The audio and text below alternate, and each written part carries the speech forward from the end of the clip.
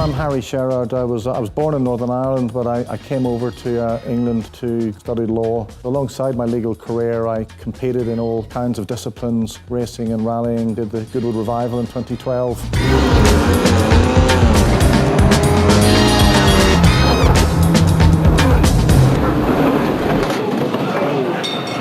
So that was very slippy that year.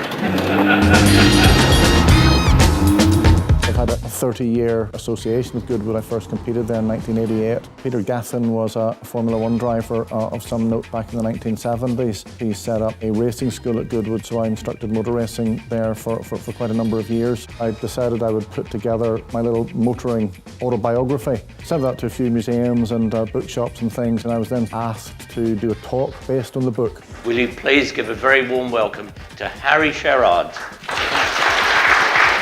Back in this period, data acquisition was a little bit more low-tech. Believe it or not, that is actually a tyre technician, yeah. Can anybody spot who's driving number 7? Sterling Moss, yeah. He'd done a little bit of hill climbing bits and pieces, but this was his first proper motor race.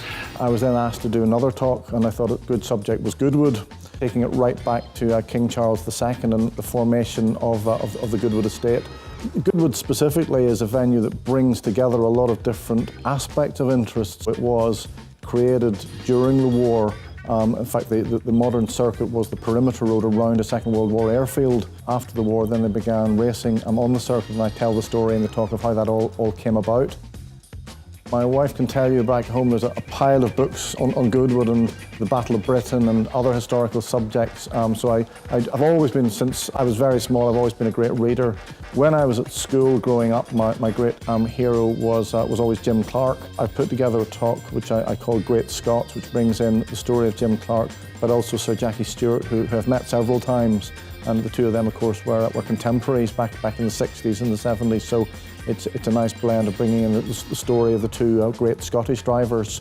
Moving on in the era then, James Hunt, the very flamboyant English champion, won the World Championship in 1976. Again, in my latter years at school, he was a very prominent character in the motor racing world. Some aspects of James Hunt's life might be well known. Again, by digging deep and researching, there are lots of surprising things actually about the Hunt story that people maybe haven't heard. I like to give people the lesser known aspects of these stories so that they go away and really feel better informed.